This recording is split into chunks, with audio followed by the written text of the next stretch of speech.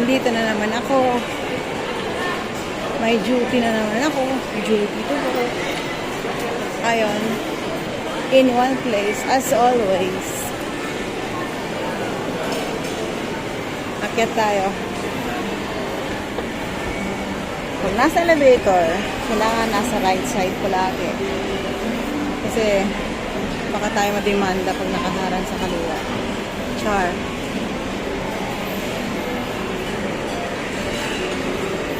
Lunch time na pala. Pero diet ang lola nyo. Diet!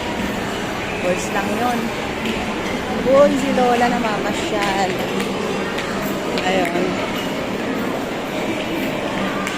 Maganda rin. Pumunta sa mga ganito. Walking lang. Exercise ng mga paa.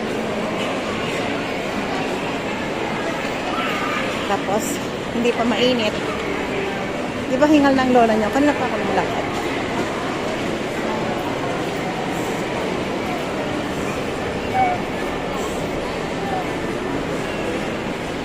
Ayun.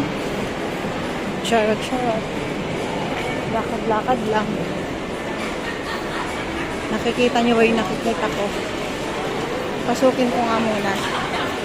Kasi parang meron akong gustong bilhin. Bibili ako ng pamunas.